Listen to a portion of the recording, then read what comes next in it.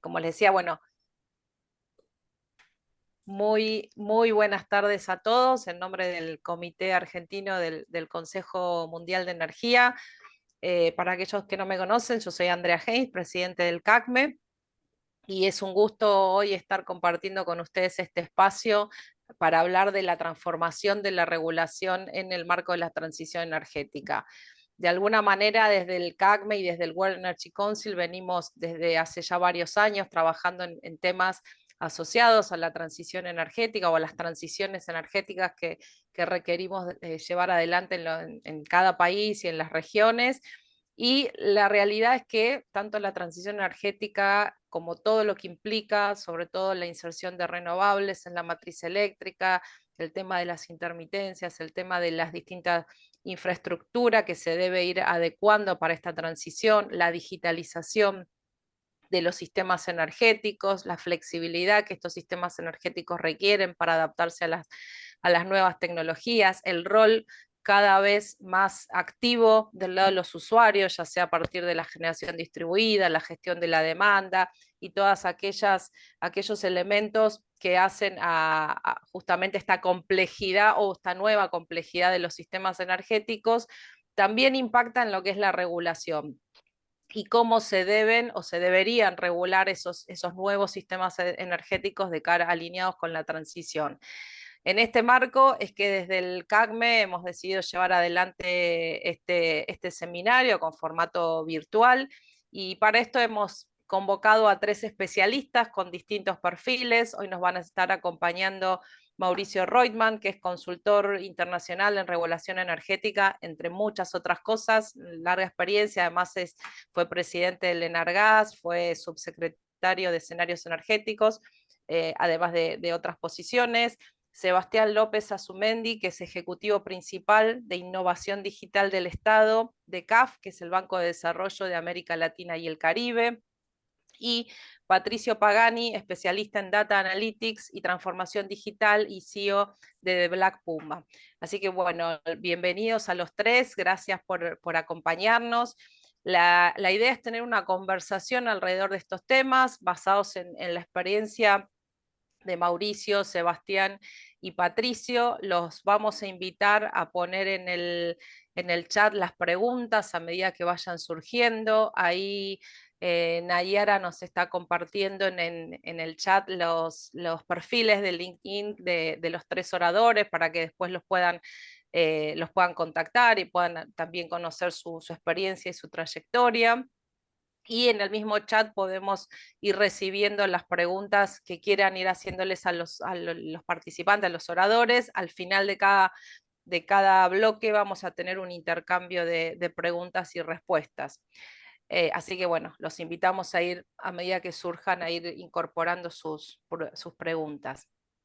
Bueno, en primer lugar, vamos a conversar con Mauricio. Mauricio, la idea es que nos cuentes un poco en función de tu experiencia cuál es el nuevo rol de la regulación económica de cara a esto que yo mencionaba antes, de la descarbonización, cuál es el nuevo rol de la innovación y cómo todo esto va a impactar y cómo debería adecuarse alrededor de todo lo que es la infraestructura y, bueno, y toda la regulación de los sistemas energéticos.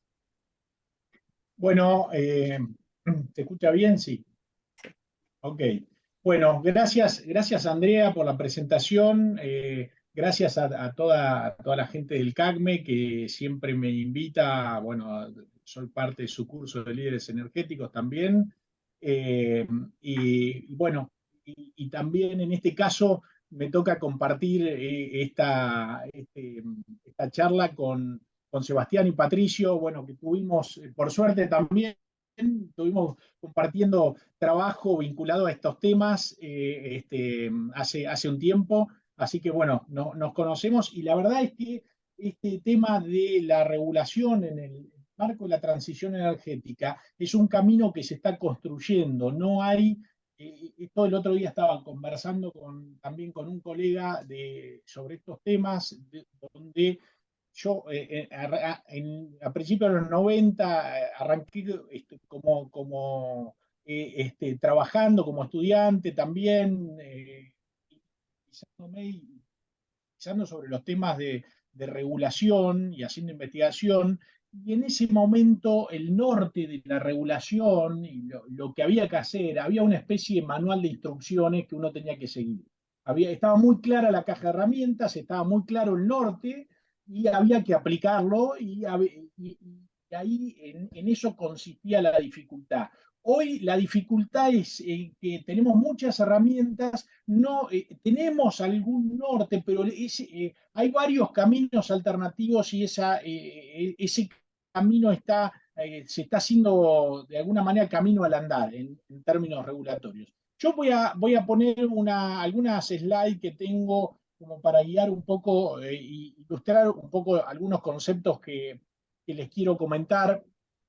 Eh, Básicamente, y aprovechando que estamos en el CACME, voy a hablar un segundito de la regulación usando una herramienta que el WEC, ¿sí? Que el World Energy Council utiliza mucho para hablar de la problemática de la energía, que es básicamente el trilema energético. Si yo miro el trilema energético que tengo, la seguridad energética como uno de los pilares, la equidad energética y la protección ambiental. ¿Sí? Si yo pienso en estos pilares del trilema energético, tengo que buscar un equilibrio, dice el WEC, tengo como decimos los economistas, un trade-off, tengo que tratar de equilibrar, ¿sí? la política energética para ir a la obtención de un equilibrio entre estos objetivos. Entonces, y desde el punto de vista regulatorio, hilando con lo que les decía, en los 90, básicamente, y sobre la base de la cual se construyeron nuestros marcos regulatorios, el tema de la protección ambiental, la sustentabilidad, estaba más enfocado desde el punto de vista regulatorio en el impacto, de alguna manera, el impacto ambiental de las redes, la licencia social, todo lo que tenía que ver con un impacto más local, ¿sí? En términos ambientales. Y por el otro lado, la clave y el peso de la regulación estaba en una especie de dilema entre seguridad energética y equidad energética, seguridad energética y plasmado en las leyes, en los marcos regulatorios, en términos de la eficiencia de alguna manera en el corto plazo y a largo plazo, ¿no? Esto de asegurar las inversiones necesarias para los servicios, ¿sí? De la forma más eficiente posible, al menor costo posible, para que las tarifas sean asequibles y al mismo tiempo lograr acceso universal. Esto era un poco los objetivos que tenía la regulación en los 90 y lo que se plasmó en los marcos regulatorios que tenemos en Argentina, donde Argentina fue pionero en ese aspecto, tanto en la regulación de gas como en la regulación eléctrica. ¿Qué pasa hoy en día? ¿Qué pasa? Fue pasando el tiempo y empezó a estar dentro de la política energética y como objetivo prioritario, ¿sí? Se fue conformando la idea y el consenso de que había que actuar rápido y muy intensamente sobre el impacto del cambio climático. Entonces, la idea del impacto del cambio climático, ¿sí? Empieza a reconfigurar lo que después va a impactar en lo que hoy impacta en la regulación y en este proceso de reconfiguración de la regulación, y hace que tengamos que pensar en, bueno, ¿cuál es el impacto del cambio climático? Primero, que los países firmaron acuerdos internacionales, empezando por el Acuerdo de París, ¿sí? Y a partir de eso empezaron a fijar objetivos de transición energética y paradigmático ese objetivo, la idea del net zero 2050, que muchos países objetivo al que se están acoplando muchos países y comprometiendo, y ese objetivo de emisiones netas cero al 2050 en los sistemas energéticos hace que claramente hay una restricción, un objetivo, una meta que ahora condiciona tanto la política energética como la política regulatoria. ¿Y con qué tiene que ver en particular eso? Tiene que ver con que la oferta energética cada vez va a ser más baja en emisiones, ¿sí? Para lograr esa meta, justamente que tenemos presente el impacto del cambio climático, ¿sí? Que los sistemas tienen, la infraestructura energética tiene que responder a temperaturas que cambian, rangos de temperatura más amplios, que cambian con mayores frecuencia, que son más intensas los cambios en la temperatura, los fenómenos climáticos, ¿sí? Y al mismo tiempo esto requiere que los sistemas energéticos sean más flexibles, tanto desde el punto de vista de la oferta como desde el punto de vista de la demanda, cosa que también en el pasado la flexibilidad, principalmente la flexibilidad de demanda, no era un tema muy relevante y es más, era totalmente segundo orden. Hoy esa flexibilidad de demanda es casi algo que debemos conseguir para que los sistemas energéticos funcionen correctamente. Y aparecen temas nuevos, electrificación de los usos finales, la descarbonización como objetivo, la descentralización de la oferta, generación distribuida. ¿Sí? Hoy ya se empieza a hablar de virtual power plants, o sea, de plantas virtuales a nivel hasta de los hogares, ¿sí? No solo de las industrias, de los comercios. Y esto me lleva al mismo tiempo a que las ganancias de eficiencia a nivel de las redes, del manejo de las redes, y de esta necesidad de generar mayor flexibilidad tanto de oferta como de demanda, me genera una demanda de digitalización. Y esa digitalización viene de la mano de una gran generación de datos. Entonces aparece, se va configurando un mundo distinto para la regulación. Y ese mundo distinto para la regulación, y tiene que ver con el título de esta charla, era la transformación de la regulación económica en el marco de la transición energética. Volvemos al trilema. Si volvemos al trilema, tenemos otra vez la seguridad energética, la equidad energética, la protección ambiental. ¿Cambió el trilema? No, no cambió el trilema, cambió el contenido que le damos a ese trilema y sobre todo mirándolo desde la regulación económica. La seguridad energética sigue siendo la seguridad energética que tenemos que tener, inversiones en infraestructura, ¿sí? Y en producción y generación de energía eléctrica, en producción de insumos energéticos también, de hidrocarburos todavía, ¿sí? Tarifas, por supuesto, equidad energética, tarifas accesibles, acceso universal, pero al mismo tiempo aparecen nuevas tecnologías que me van cambiando esta configuración. Lo mismo en la seguridad energética, ¿sí? Las redes pasan a ser distintas, el control de las redes pasa a ser distinto, el despacho, ¿sí? Y fundamentalmente lo que mayor impacto está teniendo y está reconfigurando todo esto que estamos viendo es que en la protección ambiental aparece este objetivo muy claro y muy contundente de la necesidad de descarbonización de los sistemas energéticos, ¿sí? Y entonces se reconfigura esta idea, ¿sí? Del trilema, o desde el contenido del trilema, desde una mirada de la regulación económica. Entonces, cuando vamos a la regulación económica en particular, vamos a esa regulación económica en particular y ¿qué vemos? Bueno, vemos que tenemos nuevos objetivos y esos nuevos objetivos tienen que ver con la descentralización de la oferta, ¿sí? Ya no tenemos vamos en un proceso, ¿sí? No tenemos solo grandes centrales generadoras, ¿sí? ¿Sí? Que va de la generación a la demanda de forma de alguna manera unidireccional, sino que tenemos una especie de bidireccionalidad de la oferta y una interrelación entre la oferta y la demanda mucho más cercana al usuario. Decía bien al comienzo esta idea de que se interactúa más con el usuario y el usuario forma más parte de estas redes. Lo que hace ahora importa más, ¿sí? No es un consumidor pasivo de energía. Ahora el usuario también puede ser un productor de energía. Entonces hablamos, ¿sí? Se suele hablar de los prosumidores. Entonces, claramente, eso implica una regulación. Tenemos una descentralización de las redes, tenemos infraestructura que tiene que usar ese usuario, pero no solo para recibir energía, sino para enviar energía. Y entonces tenemos que ver a qué precio baja la energía, a qué precio sube la energía, ¿sí? En términos un poco gráficos. Eh, y eso implica cambios regulatorios. Ya no es el único problema, es a qué precio, ¿sí? Consume la energía y el usuario cuánto le cobramos por el uso de esas redes, ¿sí? Tanto de transporte, de distribución, sino quién sustenta el uso de esas redes cuando ¿sí?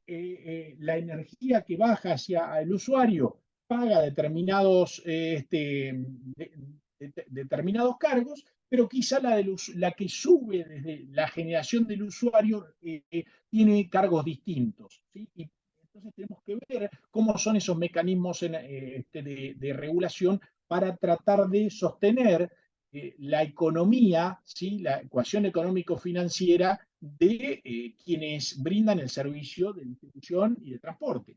Por otro lado, la descarbonización. Bueno, tenemos energías, cada vez más energías renovables, tenemos que ver cómo juegan esas energías renovables porque también vamos a tener un tema de seguridad energética. Las energías renovables tienen cierta intermitencia y esa intermitencia tenemos que, de alguna manera, controlarla, tenemos que complementarla también de alguna manera con, por ejemplo, almacenamiento, con baterías, ¿sí? Con nueva tecnología, de nuevo volvemos al tema de la tecnología, con nuevos desarrollos tecnológicos, con flexibilidad de demanda.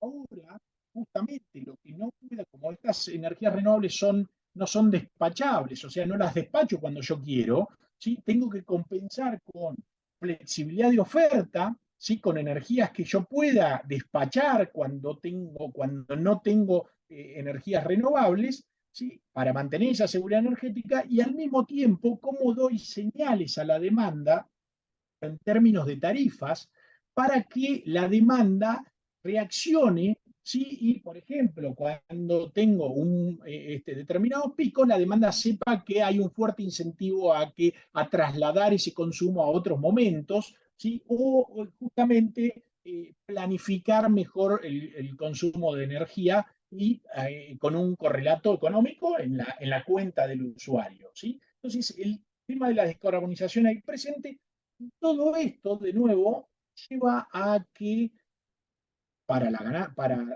tener una ganancia de eficiencia en el manejo de las redes, para tener un mejor control y dar mejores incentivos al usuario, si yo quiero darle a la demanda tarifas dinámicas, si yo quiero dar señales, ¿sí? Para que la demanda sea flexible, necesito, por ejemplo, medidores inteligentes. Entonces, tengo que necesariamente ir en la dirección de una mayor digitalización. Si yo quiero incorporar baterías, si yo quiero incorporar generación distribuida, necesariamente tengo que medir lo que baja y medir lo que sube a la red. Entonces, necesariamente tengo que ir a herramientas digitales. Y al mismo tiempo esas herramientas digitales, y después Patricio y Sebastián van a profundizar sobre esto, eh, necesitan decisiones en cuanto a la generación de datos. Y eso es otro tema importante, porque con esos datos podemos mejorar no solo la decisión del usuario, sino también las decisiones del regulador, el manejo de la empresa.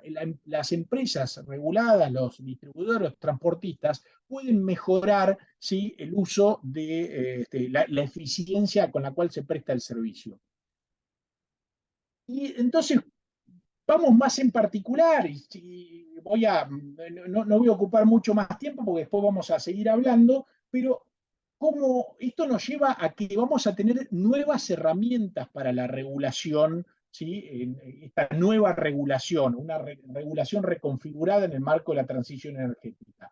¿Cuáles son esos instrumentos que aparecen, esas herramientas nuevas que aparecen? Estándares de datos, o sea, lo que decía recién, voy a tener mayor digitalización, acá tengo desarrollo de infraestructura digital, eso voy a tener, ¿sí? Para ganar eficiencia, para mejorar el control de la red, mejorar la regulación, las propias empresas mejorar su eficiencia, eh, y eso va a generar muchos datos. Voy a tener que tener estándares de datos, tanto para el manejo del regulador, para el manejo de las empresas, para compartir esos datos, esa idea de interoperabilidad de los datos, ¿sí? Bueno, todo eso tiene que tener determinados estándares. Los datos que voy a poder compartir con el usuario, datos abiertos, distintos niveles. Hay problemas, por ejemplo, discusiones en sistemas por ahí que están más avanzados en términos regulatorios sobre la privacidad de los datos. ¿Sí? Datos de consumo energético hablan mucho sobre mí como persona y sobre mi intimidad, de alguna manera. Entonces, en muchos lugares la gente dice, no, yo no quiero que sepan a qué hora miro televisión o a qué hora uso. Entonces, hay problemas en términos de la privacidad de los datos. ¿Sí? Descentralización de la oferta, ya lo estuvimos hablando, desarrollo de infraestructura digital, flexibilidad de demanda también, y eso implica el diseño de tarifas más o menos dinámicas. Hay distintas alternativas de diseñar esas tarifas dinámicas. Electrificación de los usos finales. Cuando vamos al objetivo de descarbonización, bueno, tenemos que pensar que en el futuro vamos a ir a una descarbonización de esos usos finales. En muchos lugares, está empezando a discutirse la idea de si las redes de gas se van a seguir utilizando a nivel residencial. O sea, si se va a permitir el uso de gasodomésticos, ¿sí? En los hogares. Bueno, todo eso va a hacer reconfigurar las redes y vamos en la dirección de la electrificación de los usos finales. Y esto tiene que ver también con la coordinación entre los reguladores. No, es muy difícil y por eso en el mundo hay una tendencia a la fusión de los organismos reguladores, sobre todo energéticos, en electricidad y gas, porque si no los organismos reguladores tienen distintos incentivos, uno al crecimiento de la red de gas y el otro al crecimiento de la red eléctrica, de distribución eléctrica. Entonces, eso en general, está el caso de la FERC en Estados Unidos, que siempre estuvo todo junto de alguna manera, pero el caso paradigmático del que Argentina siempre ha mirado, sobre todo en términos regulatorios, y el que ha basado mucho de su marco regulatorio, el de Inglaterra con la conformación del Ofgem. ¿Sí? Entonces, ese tema es importantísimo. Flexibilidad tecnológica. Flexibilidad tecnológica, ¿por qué? Bueno, porque posiblemente la tecnología avance más rápido de lo que suponemos o podemos prever y avance por caminos insondables. No podemos saber cuál va a ser la tecnología predominante. Entonces tenemos que tratar de ser flexibles y un poco neutrales en términos tecnológicos, porque yo no sé si la red de gas en 20 años no va a, a tener una parte que va a traer hidrógeno o va a traer biogás, ¿sí? No lo sé, no lo sé. Supongo que algo en ese sentido va a pasar, pero no lo puedo tener claro. Entonces tengo que, de alguna manera, buscar, como en términos así, cierta antifragilidad del sistema. ¿Sí? Tengo que adaptarme a lo que pase. Entonces, para eso, la mejor idea es flexibilidad tecnológica o neutralidad de alguna manera tecnológica, ¿sí? Al mismo tiempo, eficiencia energética, los mecanismos de regulación tarifario de alguna manera están enfocando también el problema de dar incentivos a la eficiencia energética. Por ejemplo, pasando de price cap, sistemas de precios máximos, a revenue cap o sistemas de ingresos máximos, donde hay incentivo también a quien disminuye el consumo, ¿sí? De energía. Flexibilidad de oferta, ya lo estuvimos hablando, y desregulación en los lugares en los que se pueda. Estamos hablando de monopolios naturales, pero en muchos países, y además con la propia innovación tecnológica, hay incentivo a ir desregulando partes del mercado y hay incentivos también a ir a competencia por determinados servicios, ¿sí? Con una idea de competencia por el mercado versus competencia en el mercado. ¿No? En vez de ganar market share, lo que hacemos es subastar y testear al mercado que nos dé información, ¿sí? Y esa es la competencia por el mercado. Y todo esto, ¿cómo lo podemos resumir en términos de los objetivos de los mecanismos regulatorios? Lo que es clave en el diseño de estos mecanismos regulatorios, si queremos ir un poquito al futuro y ver quién está un poquito más avanzado en esto, vamos de nuevo a Inglaterra con el mecanismo de Río, ¿sí? Que es Revenue, Incentive, Innovation y Output, ¿sí? Donde la clave del proceso en el nuevo diseño de mecanismos regulatorios es la innovación, más lugar para la innovación. Y como el regulador no sabe tanto de innovación, esto implica más lugar para que la empresa pruebe, le muestre al regulador que se pueden hacer cosas distintas, que eso gana eficiencia y se puede trasladar esa eficiencia al usuario, se puede bajar la tarifa, se puede brindar servicios de más calidad, ¿sí? Más lugar para la innovación en el proceso regulatorio, en el diseño de tarifas, de los mecanismos tarifarios, y con un norte claro y coordinado, de nuevo, hacia la descarbonización. Esto es un poco, en general, lo que yo quería contarles y es un poco lo que habíamos hablado en su momento con Andrea, de esta idea que posiblemente hablemos, vamos a dar en las próximas semanas, darle un norte a un curso, ¿sí? Donde hablemos de los nuevos desafíos de la regulación en este entorno de la transición energética, donde seguramente tendremos que hablar de los principios básicos de la teoría de la regulación económica, pero también de todo esto que hablamos hoy, y al mismo tiempo de la gobernanza de todo este sistema cada vez más complejo. Así que bueno, dejo acá para escuchar también a los colegas y quedo abierto a las preguntas y a conversar ahora o después. No sé cuándo. Gracias, gracias Mauricio. Bueno, una reflexión. De nuevo los invitamos a todos a poner sus preguntas en el chat. Mientras tanto, una reflexión desde el WEC, ya desde hace unos años que se viene hablando, cuando hablamos de las 3D o que han evolucionado de 2D a las 3D de la que vos mencionabas, la descarbonización, la digitalización y la descentralización. La cuarta D que propone el WEC es la disrupción del lado de la demanda, ¿no? Que es un poco lo que está implícito en todo lo que vos fuiste comentando. Y lo que yo mencionaba antes, el rol activo y más centralizado del usuario final y cómo el usuario pasa a ser un componente más del sistema energético que es mucho más complejo y es donde todo este manejo de información, de datos y la digitalización hace cada vez más sentido y es cada vez más necesario. Así que bueno, buenísimo por todos estos disparadores, ¿no? Porque creo que todo esto Sí, nos sí. hace pensar de todo lo que hace falta. Y bueno, ahí un poco dejo, a ver si tenemos alguna pregunta en el chat. Y si no, mientras se animan a las preguntas, le voy a pasar la posta a Andrea Franchi, que es la directora del área académica del CACME. Así, si Andrés, si querés contar un poco, bueno, ya Mauricio anticipó cuál es la próxima instancia de esto, porque creo que además nos dejó como con muchas ganas de conocer muchos más detalles de cómo se hace todo eso, pero bueno, te paso la posta.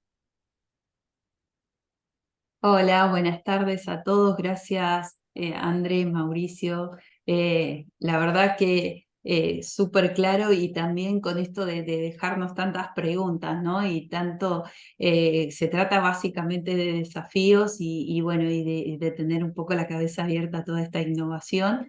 Así que desde el programa de las actividades, desde las actividades académicas que forman parte de nuestra organización, eh, hemos con Mauricio armado un programa para compartir con ustedes. Va a ser un curso que se va a dictar a partir del 9 de octubre, donde en 6 encuentros, acá ya colgaron información, vamos a ir profundizando un poco acerca de esto. Claramente creo que lo que nos tenemos que llevar son más preguntas, quizás no haya tantas respuestas, pero sí un rumbo hacia dónde enfocar y sobre todo de lo que se viene. Así que claramente estamos alineados con un poco, bueno, nuestra filosofía del CACME como parte del WEC que decía André, y atentos a todo esto que se viene. Así que por esa razón armamos el curso y bueno, los esperamos.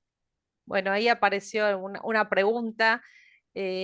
Constantino nos pregunta si existen hoy los mecanismos legales y regulatorios que permitirían el despacho de la demanda por parte de un operador del sistema distribuido que intervenga los usos domésticos con el permiso del usuario, con el propósito de optimizar la red o protegerla, ¿no? Lo que se conoce como gestión de la demanda. ¿Cómo lo ves, Mauricio? Sí.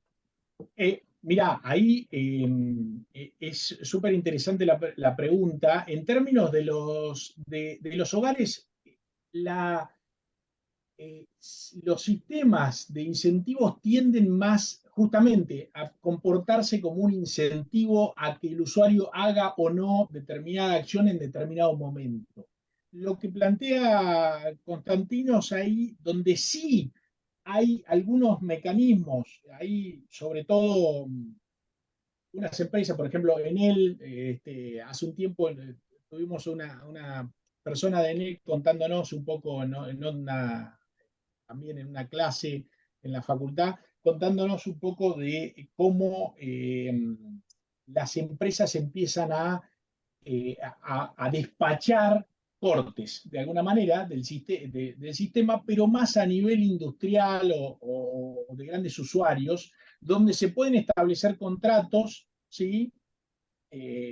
Previamente y en función de esos contratos, que es básicamente permisos para cortarte, ¿sí? En determinados momentos, bajo determinadas condiciones, ¿sí? Y, y de esa forma sí, ahí le permite al operador de la red jugar en los momentos de alta demanda, por ejemplo, jugar con esta idea de despachar corte, ¿sí? De planchar la demanda en determinados momentos. Y por supuesto que eso es un mecanismo de corte, no como por ahí estamos acostumbrados en Argentina, es un mecanismo de corte de mercado o remunerado y contractual, donde quien recibe el corte ya dio el permiso para que se haga ese corte durante determinadas horas, durante determinado plazo, o sea, todo establecido en un contrato. Tengo por ahí de alguna clase, algún contrato de Estados Unidos donde están todas las cláusulas como si fuera un contrato justamente de venta de energía, pero esto es un contrato para despachar un corte. Por Y en eso, a nivel general, perdón, residencial, ahí en general el valor de remuneración de la energía no despachada es bastante más alto que lo que paga el usuario por el uso de esa energía, ¿no? claro, claro, exactamente. Y a nivel de los usuarios, esta idea de los mecanismos dinámicos, de tarifas dinámicas, son los que dan ese incentivo a que el propio usuario decida cuándo usar o no, ¿sí? Y bueno, y ahí hay muchas alternativas de mecanismos de este tipo. Ahí tenía en algún anexo, acá básicamente, como para que eh, como para que lo vean, bueno, así esto también, la idea es que esto lo discutamos en el curso, distintos mecanismos de tarifas, ¿sí? Para justamente dar incentivo al usuario a que consuma o no en determinado momento. Buenísimo. Bueno, bueno, gracias por tu intervención. Igual, obviamente, te invitamos a quedarte en la conversación que sigue y quizás al final surjan más preguntas. Hasta ahora no tenemos más preguntas en el chat. Así que bueno, gracias Mauricio. Gracias Y a ustedes. André, te Quedo. paso la posta para los invitamos. Bueno, ya están Sebastián y Patricio con su cámara. eh, Así que vamos a tener ahora una conversación más eh, multilateral. Gracias, André. Bueno, bienvenidos a esta charla. Nos van a acompañar Sebastián López Astumendi y Patricio Pagani. Los invitamos a buscarlos en LinkedIn, así conocen sus extensos perfiles desde ahí. De paso se ponen en contacto a través de las redes y arrancamos ya un poco la charla, ¿no? Ahí se los van compartiendo para que los puedan contactar. Y bueno, la primera pregunta, un poco conectando con lo que comentaba recién Mauricio, va para Sebastián, para que nos cuente un poco en qué está trabajando la CAF en el marco regulatorio y de la transformación digital, ¿no? ¿Cuáles son sus actividades a nivel proyecto en estos temas? Bueno, buenas tardes para todos. Muchas gracias por la invitación. Eh, creo en estos diálogos, en estos idas y vueltas. Como ustedes saben, CAF es un banco de desarrollo económico, como el Banco Mundial, como el Banco Interamericano de Desarrollo, y como tal, nuestro trabajo es dar asistencia técnica a gobiernos, ¿no? Tanto en forma reembolsable como no reembolsable, ¿sí? Como a través de donaciones.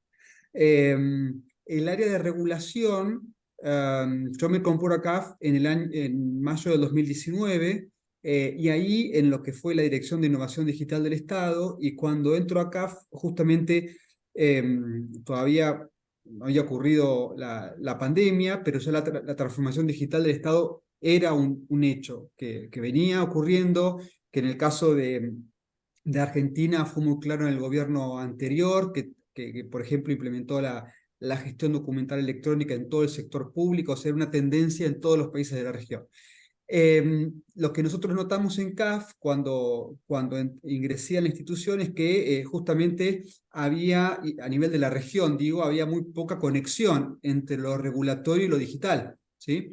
Por lo general, los reguladores económicos son, de alguna manera, se encuentran, son de cierto modo como islas, ¿no? En donde tal vez se quiere mantener cierta independencia política, regulatoria de las empresas, y a veces ese vínculo con la administración central es más complejo, y yo creo que eso hace que a veces la llegada de innovación sea más compleja, ¿sí? Más difícil si no ocurre a partir de lo interno de la agencia. Entonces, tratamos de unir lo digital con lo regulatorio. Y ahí creamos lo que fue la iniciativa de innovación digital en regulación, ¿sí? Que por un lado intenta entender las tendencias a partir de un reporte que se va a publicar pronto, que se llama la reforma regulatoria por dentro, las tendencias que ocurren en los países, sobre todo a nivel de los funcionarios, cómo ellos ven estas experiencias a nivel de los reguladores, de un presidente de un regulador, a nivel de, por ejemplo, una agencia como la Comisión de Mejora Regulatoria de México, ¿no? Y el foco fue justamente en los reguladores económicos. Y ahí lo que hicimos fue mapear, ¿sí? las necesidades interactuando con varios reguladores de la región, ¿no? De todos los sectores: energético, agua, telecomunicaciones, transporte. Y ahí lo que identificamos fue, y Patricio les puede hablar con más detalle, justamente que había una necesidad de avanzar en la integración de datos, de información, ¿sí? Antes, nosotros consideramos que si uno pudiese hablar de un regulador previo a la transformación digital, podría ser lo que es un regulador analógico, y luego del impacto de la transformación digital, aunque todavía no estamos en presencia de estas instituciones, un regulador digital, ¿sí? Entonces, esto de alguna manera implica cambiar bastante el paradigma de la gestión de un regulador y de la gestión regulatoria, de hecho, ¿no? Entonces, lo que nosotros vimos, percibimos a partir de encuestas, es que justamente lo que se llama la interoperabilidad de datos entre el regulador y las empresas supervisadas, operadoras, sean públicas o privadas, emergía como un espacio muy relevante de trabajo donde se podrían enfrentar mejor varios de los desafíos que enfrentan estas agencias en la región, siendo tal vez el más relevante el de las asimetrías de información, ¿sí? Esto implica, luego vamos a hablar más de lo que es un data lake y lo que es una nube, pero esto implica generar espacios de confianza, ¿sí? Espacios de colaboración, de coordinación, a partir justamente de intercambio de datos, saliendo de una dimensión más política, de coordinación, que la hay, se promueva, pero acá hay una demanda muy concreta, es algo muy real, entonces, y es algo en donde los incentivos son claros, tanto para el regulador como para las empresas supervisadas, en términos, por ejemplo, de la simplificación del reporte, ¿no? Estamos trabajando con varios reguladores. Uno es el regulador de servicios públicos del Estado de São Paulo, y justamente hicimos un diagnóstico sobre el flujo de información, de reporting de la empresa al regulador, y vemos que los espacios para reducirles, inclusive para eliminar obligaciones de reporte son enormes, enormes, absolutamente enormes, en la medida en que haya esa transparencia y ese flujo de información entre ambos, ¿sí? Esto no es algo no es algo que esté ocurriendo, sino que nosotros desde CAF lo vimos como, y lo empezamos a proponer como una oportunidad de innovar y de cambiar la gestión. Un poco lo que nos inspiramos, se quiere, en los reguladores financieros. El sector financiero es probablemente de los sectores regulados es el que más innova, ¿sí? Y ahí sí hay como incentivos muy claros, por ejemplo, de los consumidores, ¿no? Tenés tu propia cuenta, querés invertir en acciones, querés, bueno, en el caso de Argentina, comprar dólar MEP, o sea, etcétera, etcétera, ¿no? Es un espacio en donde el incentivo para el consumidor en términos de transparencia, en términos de interoperabilidad, de hecho, son muy claros. No, eso no ocurre tanto a nivel de los consumidores de los sectores de utilities, ¿no? Donde uno usa el transporte, la electricidad y tal vez nos involucra, de hecho, los niveles de participación son bajísimos en estos sectores, ¿no? Nos interesó mucho el modelo de la Comisión Nacional Bancaria y de Valores de México, que implementó el enforcement de los acuerdos de Basilea por normas antilavado a partir justamente de crear una arquitectura de supervisión digital. Es decir, esto implica transformar todo el reporting de empresas, de entidades financieras, detectando irregularidades, de Excels, de PDFs, de emails, por la integración total de base de datos, a partir de acuerdos de gobernanza, por supuesto, entre las entidades. Y eso hizo que el antes y el después, eso está en el documento que creo compartieron sobre la interoperabilidad como la mayor apuesta de transformación digital en regulación económica, que, por ejemplo, una irregularidad de detección de normas antilavado pasara de 3 semanas a 15 minutos. O la detección de paraísos fiscales de 1 semana a 1 segundo. En términos, luego hay que hacer obviamente un análisis humano, subjetivo de cómo se identifica, pero la llegada de la información y la reducción del margen de error son notables, ¿sí?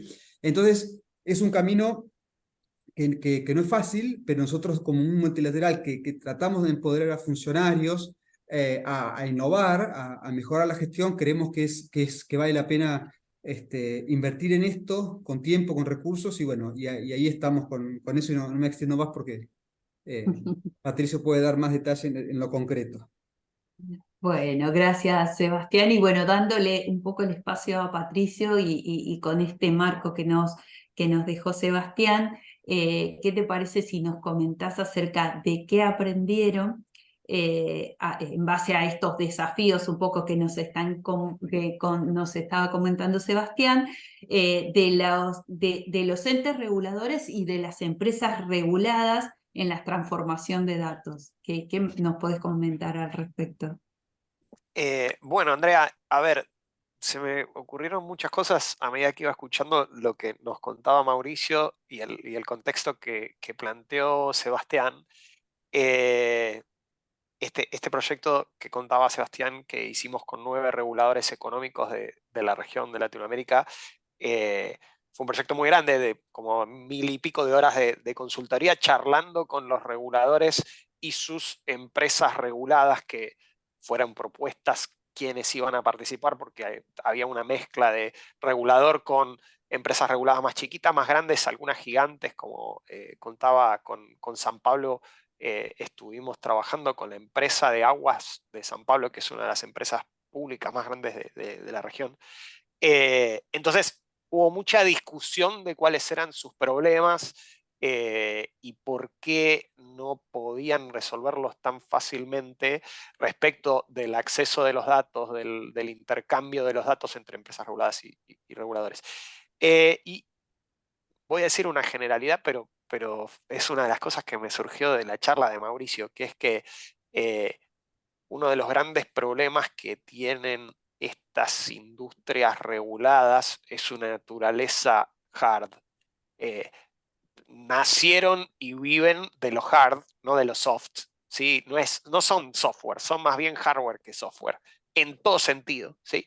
Con lo cual, se utiliza el software como una herramienta, por supuesto, en las operaciones y todo lo que se puede, pero con la naturaleza de estas industrias es más bien hard.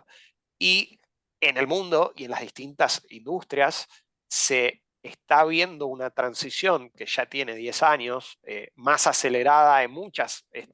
Sebas contaba que no es sorpresa que justo la industria financiera en regulación sea la primera que aceleró la transformación, porque es la que está más digitalizada o es la más software de todas las hardwares, ¿sí? Y sin embargo, el resto tiene una naturaleza de su negocio que es más compleja de plasmar en digital, en datos, observar los datos y hacer que los datos te informen para tomar mejores decisiones de negocio. Con lo cual, esta es la primera de las características que hace que la flexibilidad de la que hablaba Mauricio, a la que hay que apuntar para equilibrar ese triángulo, es compleja, porque si no tengo los datos, es la opinión de distintos jugadores de cómo es mejor de optimizar esta ecuación. Y si tengo los datos, puedo hacer que el dato me diga cómo es mejor optimizar en cada uno de los momentos. Entonces, les paso a contar, y como les digo, fueron 1000 y pico de horas de reuniones, así que tengo una síntesis de cuáles fueron los problemas que nos mencionaron empresas reguladas y reguladores respecto del uso de los datos para tomar decisiones de negocio. Primero, todas mencionaron la dificultad de no tener, las empresas reguladas, de no tener un buen repositorio de datos con el cual trabajaban, ¿sí? Como que la mayoría todavía estaba trabajando la información que le compartían las reguladas a través de Excel, es la palabra que más escuché en los últimos 6 meses, a través de Excel o en algunos casos CDs o en algunos casos PDFs, cosa que para los que saben un poco más de datos me van a entender que si hay un sistema malo de intercambio de datos, bueno, se los dije en escala de mejor a peor, ¿no? Pero el Excel por ahí de los malos es el mejor, pero no es lo que se usa ya hace muchos años. Y si lo tengo en PDF, no es casi no digital, ¿sí? No lo puedo manipular, no lo puedo transformar, es como una foto de algo que casi no es un dato, ¿sí? Y esa es la manera en que los reguladores reciben, tienen que reprocesar y manejan la información de las empresas reguladas. Entonces, el tema de la falta de un repositorio hace difícil pedirle a la empresa regulada otro formato de cómo le tienen que enviar los datos. Después, el tema de acceso y disponibilización de los datos, muy relacionado con el anterior, y ahí tengo una nota que está buenísima de algo que nos dijeron en uno de los workshops, donde decía la información reportada suele venir con retrasos entre 1 y 6 meses. Me pareció un rango interesante, ¿no? Entre 1 y 6 meses se les demoraba la información de algo para lo cual necesitaban la información para tomar alguna decisión con esa información, ¿no? Si se demora 6 meses, evidentemente tengo que usar la de la vez pasada o no usarla. Entonces, obviamente, los equipos técnicos con los que hablamos y el management estaba muy frustrado respecto de estos procesos y de las implicancias que tenían para su rol como regulador, donde tenían que tomar información casi sin el dato, porque con estos retrasos era casi lo mismo que no tener el dato. Después, un tema que creo que fue Mauricio que también habló de estándares en su diagrama de estrella de cosas importantes a considerar, y de los 5 puntos vimos repositorio, vimos acceso y disponibilización. El tercero, común a todos los 9 casos que estudiamos, fue de gobernanza de datos, o más bien de falta de gobernanza de datos. Es decir, que existen en todos los casos regulaciones de qué es lo que le tienen que enviar las empresas reguladas, pero esto era tan flexible en la determinación de cómo tenía que ser que estaba permanentemente cambiando, no tenía absolutamente sin calidad, llegaban los datos, había muchísimos reprocesos. Tuvimos varios casos de empresas que nos decían casi con lágrimas en los ojos, los técnicos que tenían que reprocesar, que la empresa regulada le podía reenviar los datos sin que ellos entendieran por qué hacían una corrección, ni explicarlo, pero que eso les implicaba downstream, que por ahí tenían que cambiar decisiones que ya habían tomado, porque este dato que le habían mandado la semana pasada en realidad estaba incorrecto, ahora está actualizado y ahora es otro. Entonces, desde un punto de vista de gobernanza, esto obviamente que se puede controlar, pero en nuestro diagnóstico era uno de los problemas que todos suenan relativamente fáciles de corregir, pero la infraestructura y la tecnología que hace falta para poder arreglar esto no es tan trivial.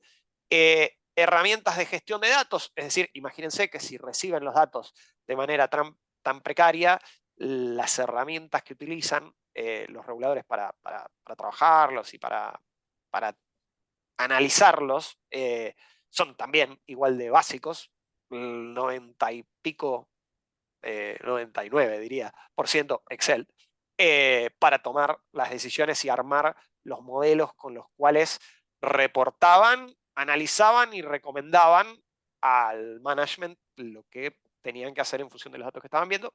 Y el último, que no es menos importante y que estuvo presente en absolutamente todos los casos como un problema, era la seguridad de los datos, ¿sí? Cuando los datos se mueven con esta precariedad, el problema es que se están compartiendo datos, como dijeron, muy sensibles, ¿sí? Pero un dato sensible que viaja en PDF se puede reenviar el que lo recibe puede hacer lo que quiera con ese dato porque no tiene ningún tipo de seguridad. Entonces, todos estaban de acuerdo que, además de todo lo que ya vimos, tenían un problema adicional, que es que no podía nadie garantizar el ciclo de vida del dato, que si tenía que salir de acá y llegar acá, nadie lo hubiera bajado en su computadora, grabado en un USB o mandado a una cuenta de email personal y estuvieran los datos volando por algún lado. Ninguno, y charlamos con todos los departamentos de sistemas de empresas reguladas, ninguno nos contó con tranquilidad que tenían totalmente resuelto y seguro este problema. Así que, bueno, estos fueron como los ejes de discusión de unas problemáticas bastante complejas y profundas de intercambio de información con quienes intercambian información con mucha regularidad, que hacía que el sistema fuera increíblemente ineficiente, atrasado versus el sector privado tradicional, 5 años al menos en forma en que se hace esto, porque esto solía ser así para todos, pero hace mucho tiempo que no. Y bueno, y con muchas oportunidades de mejora. Súper interesante, Patricio. Creo que además a todos nos pasa eso. Excel son terribles, me imagino, con semejante intercambio de información. Y para ir como conectando un poco todo esto, Sebastián, ¿por qué son difíciles los proyectos de interoperatividad? Ya es difícil pronunciarlo, creo que en parte empieza por ahí. Sí, bueno, mira, yo creo que son difíciles por 3 principales motivos.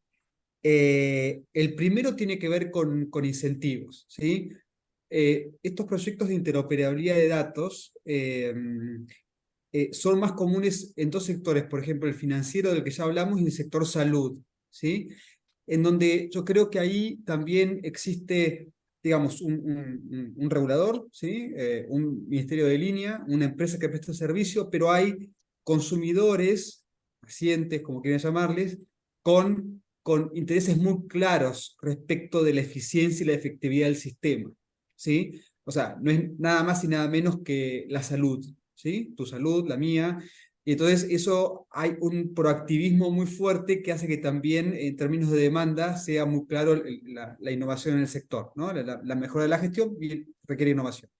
Y en el sector financiero, bueno, estamos hablando de nuestros recursos financieros, ¿no? Y las posibilidades que eso implica en términos de inversiones, en términos de ahorros, etc. En el sector, en los sectores, como les decía, no sé, hay sectores inclusive de utilities donde tal vez inclusive hay más incentivos que en otros. Por ejemplo, telecomunicaciones vis-a-vis agua y saneamiento, ¿no? Donde vos tenés un celular y, por ejemplo, no sé, hay reguladores de la región como la Comisión Reguladora de las Comunicaciones que está trabajando en web scrapping. Entonces, lo que hace es a partir de procesamiento de lenguaje natural hacer un comparativo de distintos planes, pensando justamente las distintas ecuaciones económicas de los consumidores, y uno puede elegir. Lo mismo hace Ofgem, que mencionaba Mauricio, ¿sí? En la medida en que, como decía también Patricio, se hace más hardware todo, saneamiento, hay un tubo que conecta el agua, yo creo que ahí hay menos espacio para este tipo de iniciativas. Entonces, primero, incentivos. Segundo, confianza. Segundo, confianza. Este cambio si se quiere, de la supervisión analógica hacia la supervisión digital o basada en el uso inteligente de datos implica un cambio de paradigma, y es de alguna manera como lo definimos en el documento, en el paper que circulamos. Esto implica trabajar más en regulación y fiscalización ex ante y no tanto ex post, trabajar en base a datos. Hay en mi opinión, una disminución de la conflictividad y del uso no sé, del rol de un abogado, por ejemplo, en la discusión de la regulación, ¿sí? Hay más incentivos a la cooperación, a la coordinación, ¿sí? Entonces, eso tiene que ver con la confianza. Y por último, como siempre pasa en cualquier reforma de política pública, el liderazgo. O sea, aquí no es lo mismo tener y acá puede aplicarse a cualquier sector y a cualquier institución, un presidente, un regulador con deseos y ganas de innovar, que otro que sea, tal vez que tenga un comportamiento más burocrático, más adverso al riesgo, que no lo haga. Entonces yo creo que esos son los tres factores que hacen que en algunos sectores sea más fácil que en otros interoperar. Bien. Y Patricio, conectando un poco estos factores, pero también llevándolo un poco al plano de tu actividad o los desarrollos que ustedes hacen, que es la interoperatividad soft. Sí, bueno, la interoperabilidad soft es un concepto que tiene muchos sinónimos y que lo podemos encontrar en distintas industrias. Interoperar en términos generales implica que mi sistema se conecta con tu sistema y hablan, y pueden conversar y tienen conversaciones e intercambios, ¿sí?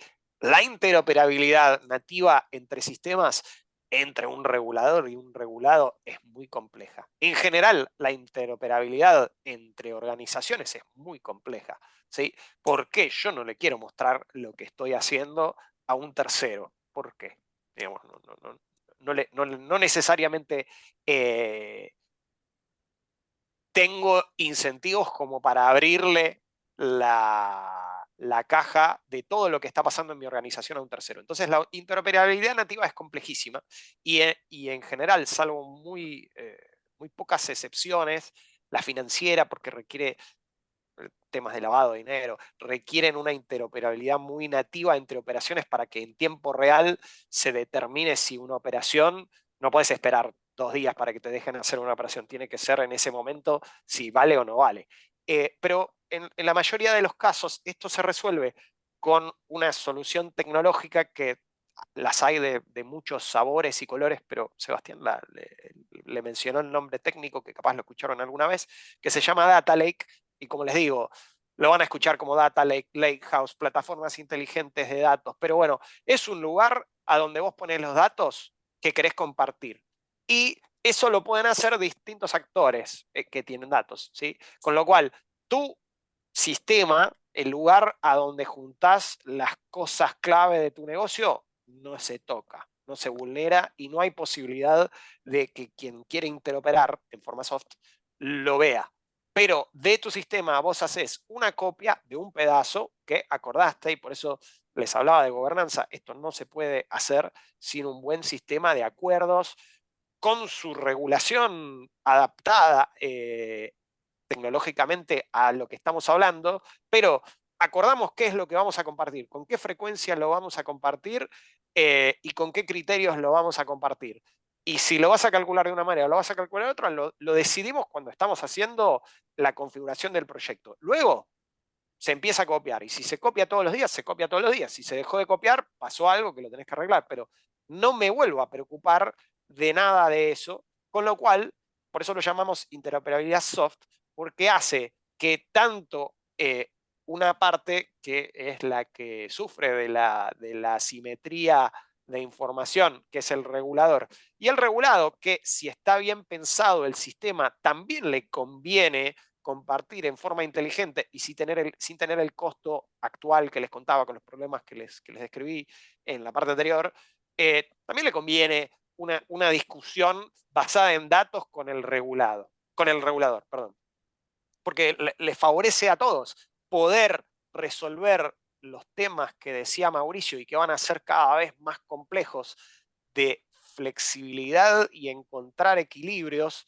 Los algoritmos están pensados para encontrar equilibrios y el equilibrio que va a encontrar el algoritmo es el que deciden los que escriben el algoritmo, ¿sí? Entonces, esto como norte es muy potente en cuanto a lo que se puede hacer, pero obviamente que la precondición es aceptar que hay un pedazo de mis datos que yo voy a compartir, cómo lo voy a hacer y desarrollar esa plataforma. Por eso se llama Lago, porque conecto como unas mangueras de cada uno de los sistemas y va cayendo la información ahí. Y ahí se trabaja, se la limpia, se la reporta, se hacen análisis, se hacen distintos algoritmos. Una vez que la data está en el lago y está copiada, no afecta a los sistemas de origen y los distintos usuarios la pueden usar para hacer lo que se llama como analytics, ¿sí? y reportes.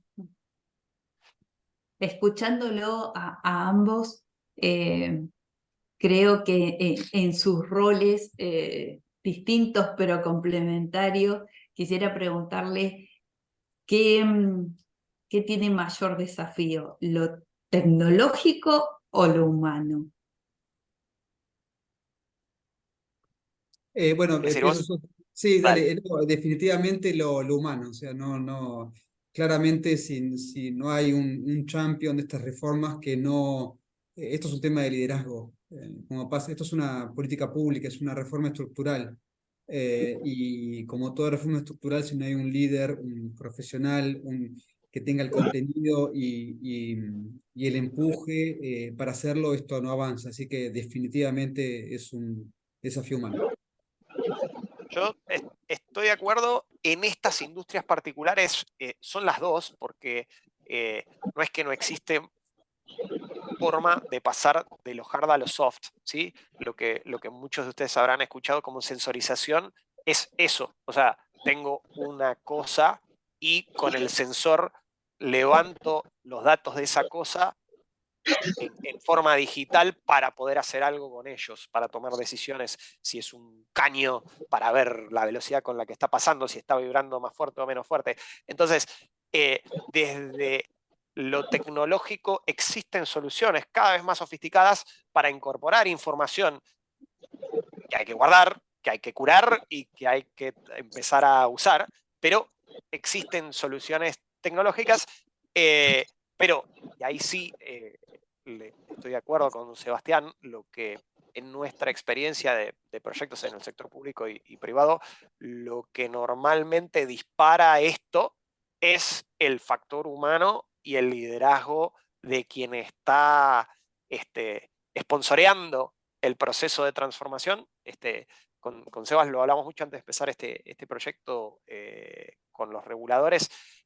Nosotros hace como 3 años y medio lo seguimos haciendo porque es ongoing, un proyecto de transformación digital muy grande de la ciudad de Buenos Aires que implementó una solución parecida a la que estamos hablando, de una plataforma inteligente donde todas las bases de datos que no estaban conectadas se conectaron para empezar a tomar decisiones entendiendo que el ciudadano es el mismo ciudadano que tenés en la base de datos de salud, que el que tenés en la base de datos de subsidios, que el que tenés en la base de datos de impuestos, que el que tenés en todas las bases de datos, es la misma persona, pero no estaban cruzadas estas bases de datos, no había manera de hacerlo.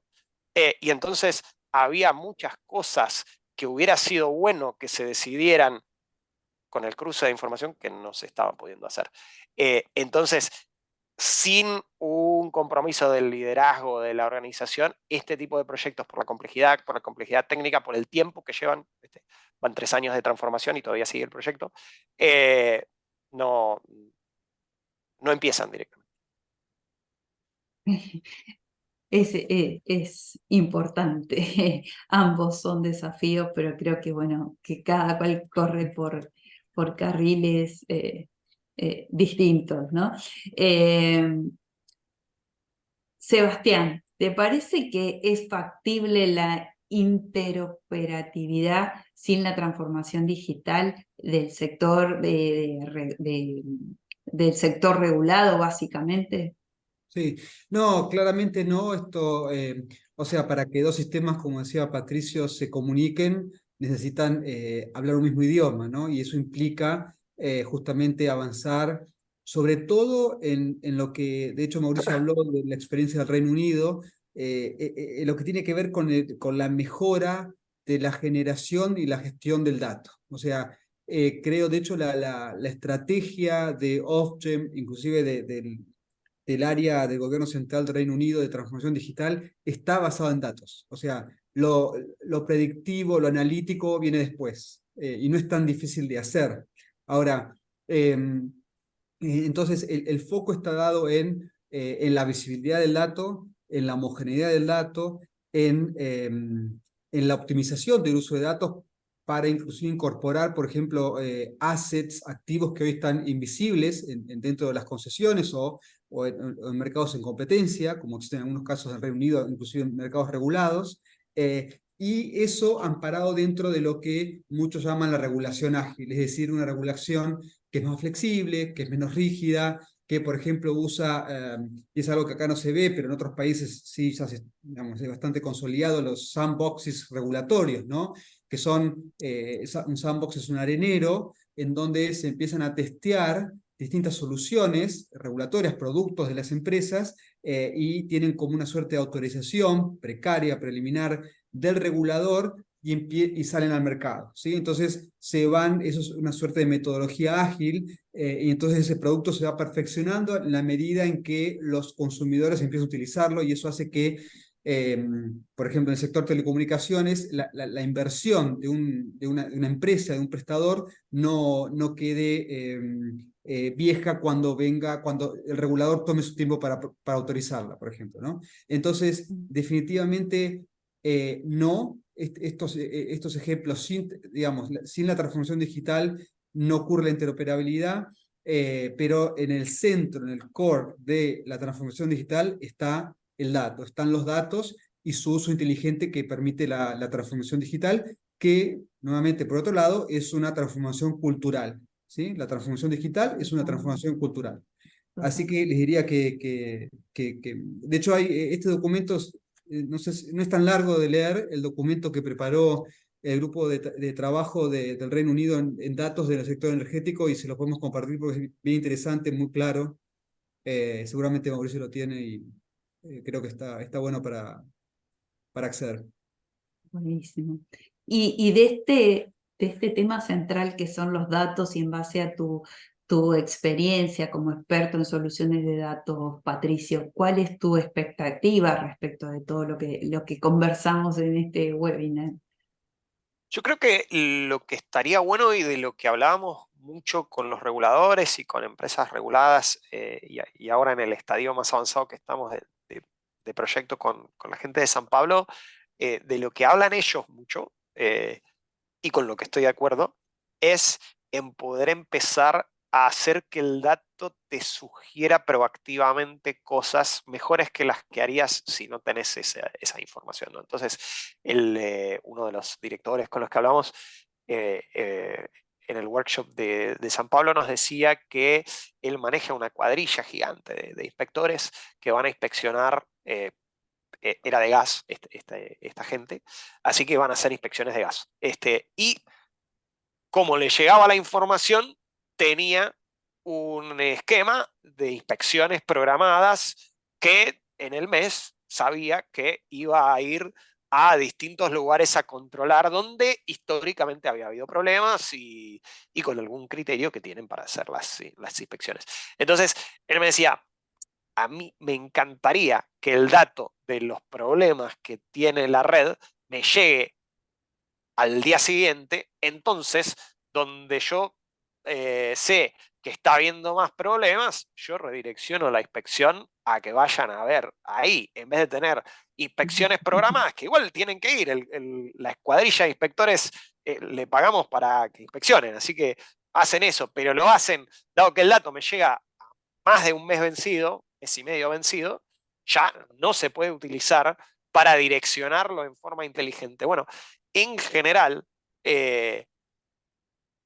a esto tendemos en todos los aspectos de la transformación digital y de para qué queremos guardar el dato, para tomar decisiones más proactivas, porque sé lo que está pasando y hay un concepto que se usa mucho en la jerga, que es real time está buenísimo, pero hay muy pocos casos donde realmente yo necesito la información al segundo y la diferencia en costos de tener información en real time es tan grande que casi nunca hace falta. ¿Sí? Hay casos puntuales en los que sí, por supuesto, como decíamos, el de financiero, y si estás queriendo hacer una transacción y hay que verificar que no sea lavado de dinero. Pero en general, near real time, que cerca de real time, con un día atrasado, que es el típico caso de uso de la mayoría de las cosas para las cuales hoy lo recibo una vez por mes y lo podría estar recibiendo todos los días. ¿Por qué no está todos los días? Porque no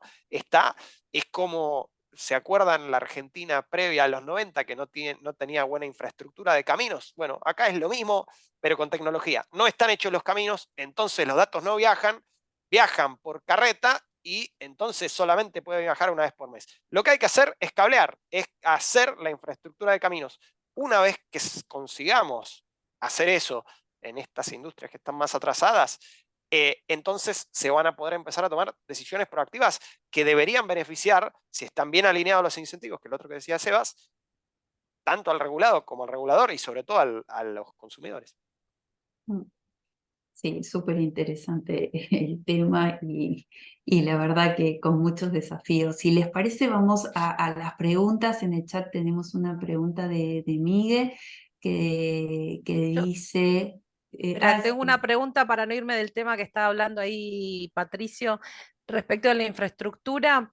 ¿Cómo es el tema de, porque la infraestructura implica un costo y en general los reguladores, sobre todo, son actores públicos, donde los presupuestos, bueno, siempre son una sábana corta.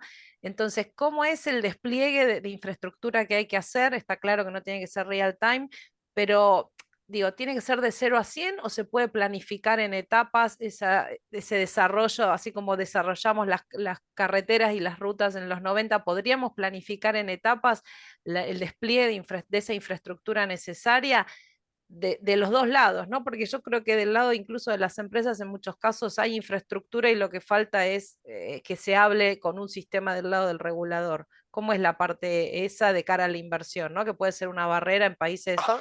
como Argentina o el resto de los países de la región.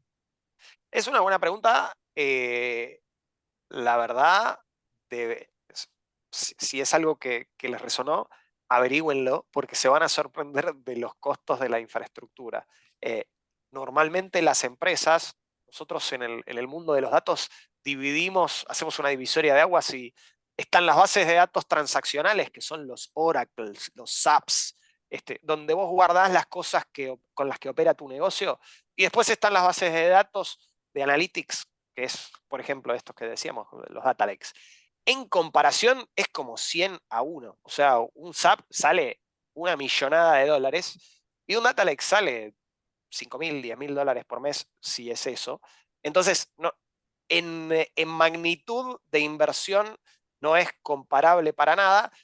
Todo depende de la cantidad de datos que se guarden, de con qué formato se guardan. Por ejemplo, en el caso que por ahí no es el de este sector, pero para el sector público, ciudad, les contaba de gobierno de la ciudad de Buenos Aires, lo que es más caro de guardar y de procesar son los videos. ¿Sí? Imagínense que el gobierno de la ciudad hace supervisión inteligente de infracciones de tránsito. Bueno, eso es muy caro de procesar. ¿Por qué? Porque procesar una línea de texto es así chiquitito y procesar un video, imagínense el video en su celular versus un WhatsApp. ¿Sí? Entonces, depende de qué es lo que estés procesando, qué es lo que estés guardando, que los costos, obviamente que no son siempre iguales y no son siempre tan baratos, pero cuando estás procesando video para parar un infractor o para hacer una multa de tránsito, es uno de los costos necesarios de poder hacer eso en forma más eficiente que tomando fotos manuales como se hacía antes. Entonces,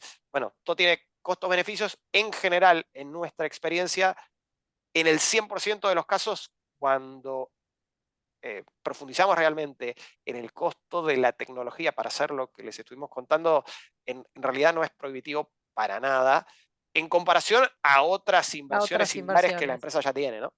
Bueno, y ahora muevo un milímetro la pregunta y le pregunto a Sebastián, ¿son inversiones, más allá de que Patricio nos está diciendo que son relativamente bajas, pero de nuevo, sabemos que si esto lo tiene que enfrentar un ente regulador a nivel nacional o de las provincias, digo, quizás es un monto que para esos presupuestos es importante.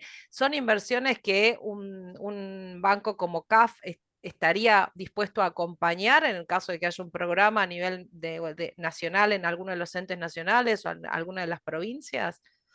Sí, sí, ¿Sería un de hecho proyecto elegible, un buen proyecto sí, de sí. digitalizar todo lo que hace la regulación? Sí, de hecho lo estamos haciendo en varios países, no directamente, o sea, no específicamente en interoperabilidad, esto es una apuesta más por la innovación, pero sí estamos pensando en integrar la interoperabilidad, que es tal vez lo que se dice en inglés el value for money, de ese dinero es tan impresionante en términos de el impacto que tiene, y como decíamos antes, la transformación digital es un proceso y una actividad transversal, entonces, por lo general, el financiamiento de estas iniciativas viene de la mano de capacitación de funcionarios, viene de la mano de una mejora de la generación y gestión de datos, viene de la mano inclusive de la transformación digital del sector. Es decir, hablaban de medidores electrónicos, hablaban de análisis predictivo de, no sé, represas hidroeléctricas. Entonces, como decíamos hoy, la interoperabilidad o puede ocurrir sin transformación digital, no. Entonces, la interoperabilidad en estos proyectos de financiamiento es un componente, a mi modo de ver, muy relevante porque tiene que ver con lo estratégico de un proceso de transformación sectorial. Entonces, definitivamente que sí, y eso es lo que estamos intentando hacer de incorporar interoperabilidad, pero ya la transformación digital está ocurriendo y estamos financiando varias iniciativas de ese tipo. Buenísimo, gracias. Perdón, André, adelante con la pregunta. Bueno, acá Migue pregunta lo siguiente, dice, la regulación que rige el despacho de generación eléctrica en el resto de los países se maneja por precio de combustible de generación o se implementó otro tipo de regulación para incentivar las renovables. Y completa la pregunta diciendo, el nuestro por Argentina, estimo yo, ¿está alineado a la transición o está desactualizado? Ahí capaz, Mauricio, también, si querés sumarte. Bueno, los chicos conocen de Argentina, tanto Sebastián como Patricio, pero bueno, creo que está bueno abrirlo a los tres, a ver qué opinan al respecto. No, ahí, a ver, tiene más que ver esto con el funcionamiento del mercado mayorista, ¿sí? El mercado mayorista eléctrico, y tiene más que ver con el funcionamiento, digamos, el despacho económico del sistema.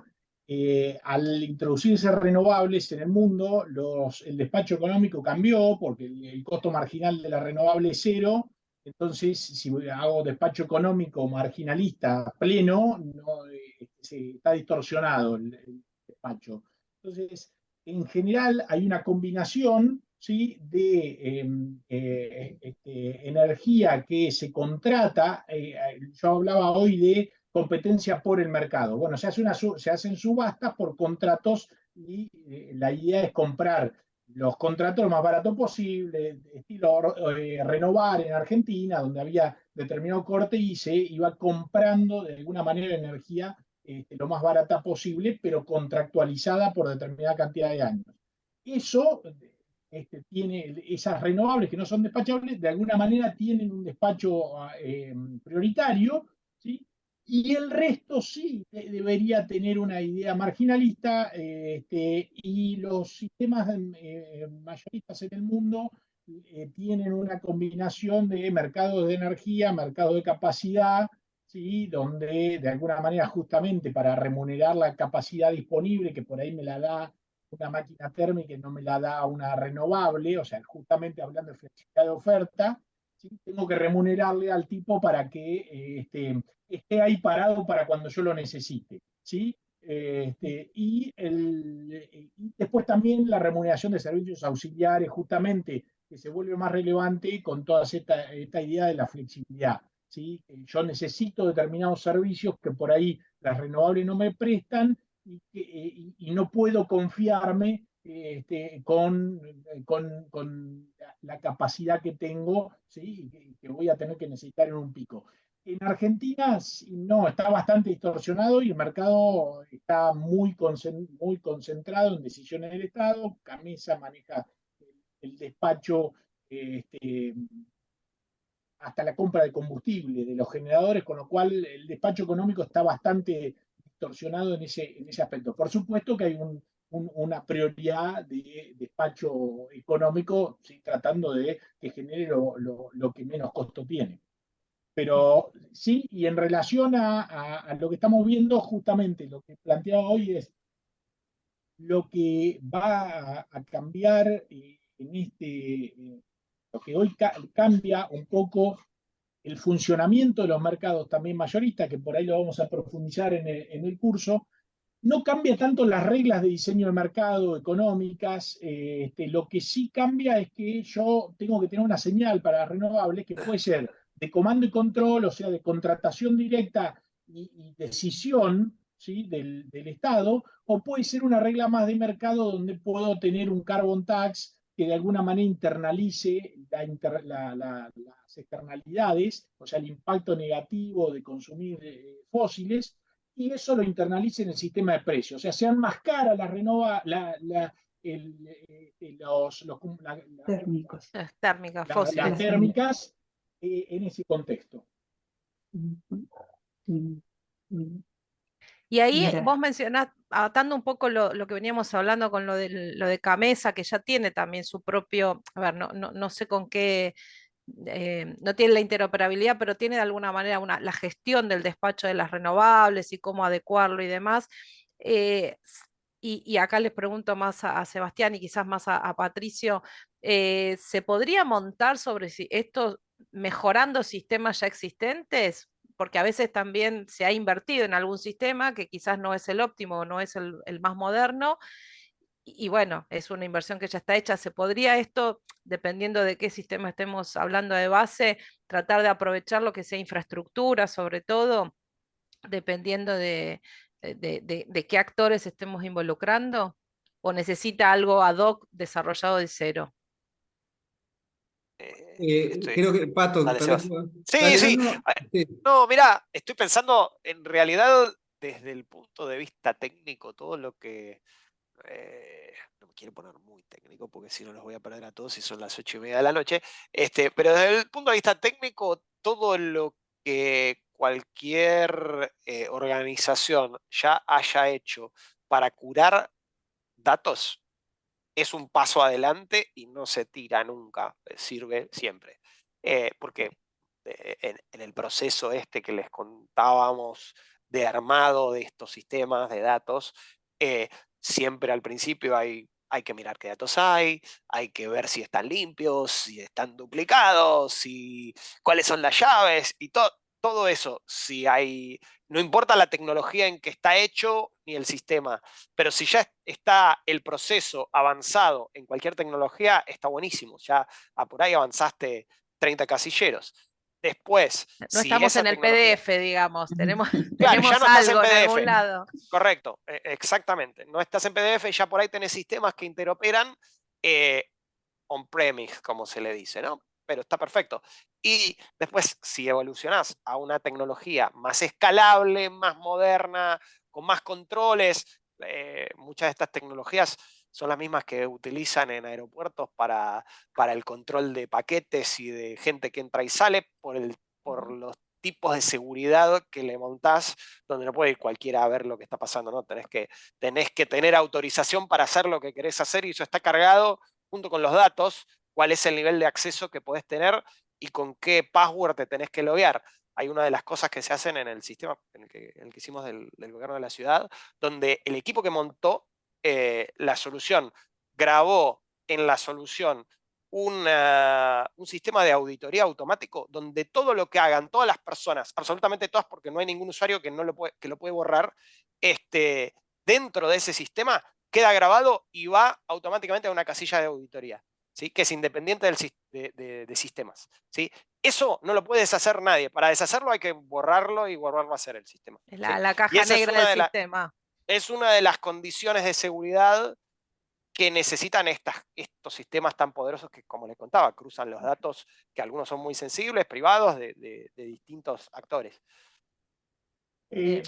Andrea, te agrego una experiencia vinculada a esto que tuve un poco encabezándolo en el Ministerio de Energía y después Secretaría y en el propio ente regulador, en el ENARGAS. En la Secretaría de Energía nosotros implementamos una política que era del propio gobierno nacional de datos abiertos. Y ahí es como un poco los cimientos de esto.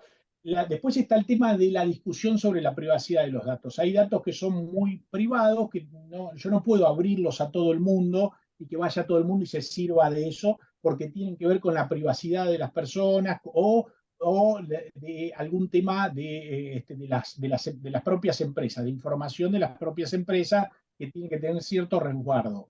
Pero la verdad es que los datos públicos deberían ser abiertos por default y ahí hay que poner mucho trabajo en la generación de los datos. Primero hacer un sistema interno que todos los datos tengan determinado piso de calidad, porque si uno, de alguna manera, si dijo aforismo de estos temas, si yo meto basura, lo que voy a sacar de ahí es basura, con lo cual tengo que limpiar los datos, tengo que estructurar un sistema. Nosotros hicimos trabajamos sobre set de datos, como más de 200 sets de datos, por ejemplo, capítulo cuarto, con todos los datos de la Secretaría de Energía sobre los pozos sobre los yacimientos de petróleo y gas, están todos los datos y cualquiera, y por eso justamente se desarrolló mucho análisis sobre esos temas, porque están, de alguna manera, es una especie de menú disponible para servirse al usuario. Y en el Enargas lo que hicimos es una instrumentación de pasar de lo analógico, como decía Sebastián, a lo que llamamos una especie de low-tech, un poco un primer paso, ¿sí? Para hacer digital todo lo que era registro, trámites a distancia, sacar el expediente electrónico, firma digital. Bueno, y eso fue ayudando y después empezamos con un trabajo que no pudimos concluir, pero que después en otra etapa iba o concluía de alguna manera con la interoperabilidad con las empresas reguladas y con el resto. Pero empieza por el trabajo de los datos, por lo que se pueda abrir, lo que se pueda tener como datos abiertos y lo que no, interoperabilidad entre un ambiente más cuidado. Sí, y a Ahí, veces también se puede hacer, perdón, se puede hacer público de manera agregada, ¿no? Para justamente no revelar datos sensibles de particular, de individuos, ya sea empresas o personas con nombre y apellido. sí, ahí justamente iba a decir eso, que en estas tecnologías modernas de manipulación de datos, y muchas de esas lo hacen en forma automática y muy segura, porque tienen como distintos niveles de seguridad para trabajar con datos personales. Vos, por ejemplo, tenés una base de datos que tiene tus consumos de electricidad. Sí. Y vos necesitas tomar una decisión que es por hogar de consumo.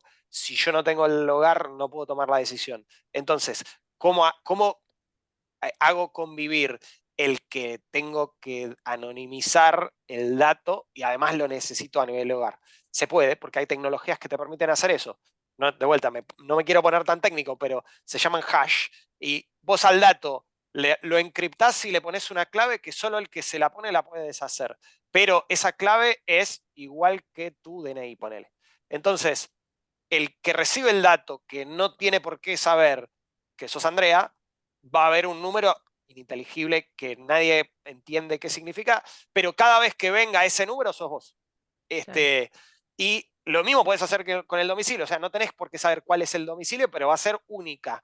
el dato.